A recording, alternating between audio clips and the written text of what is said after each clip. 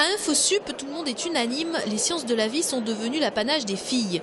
À l'École nationale vétérinaire de Toulouse, les étudiants sont formés aux soins des petits animaux de compagnie comme Médor et Mistigris, mais également du bétail, ce qui en faisait une filière très masculine, une vision dépassée aujourd'hui. Nous intégrons chaque année à peu près 5% supplémentaires de filles, c'est-à-dire qu'on a en fait des statistiques qui sont en train de s'inverser d'une profession qui était plutôt très masculine en fait il y a encore 40-50 ans. On est en train de verser en fait dans une profession qui est en train de devenir une profession essentiellement féminine.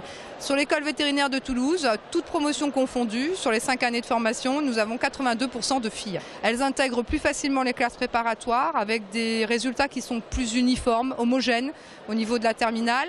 Et puis également, elles intègrent plus facilement, en fait, elles réussissent mieux au concours, tout simplement, au concours agrovéto. Et la tendance se confirme. À l'école d'ingénieurs de Purpan, spécialisée en agronomie, agroalimentaire et environnement, les filles sont devenues majoritaires.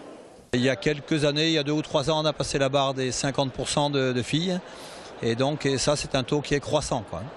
Plus intéressés par l'approche environnementale ou agroalimentaire, ou santé humaine ou autre, que l'approche agriculture pure.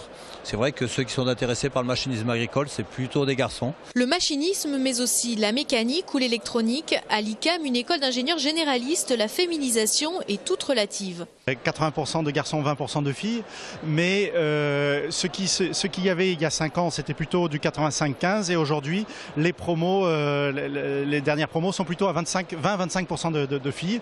Donc ce sont des choses qui avancent aussi du côté de l'ICAM. Les filles seront plus intéressées par des processus de la chimie ou par de l'informatique que par une formation généraliste. Reste à voir si la féminisation de ces études va de pair avec l'égalité dans l'exercice des professions.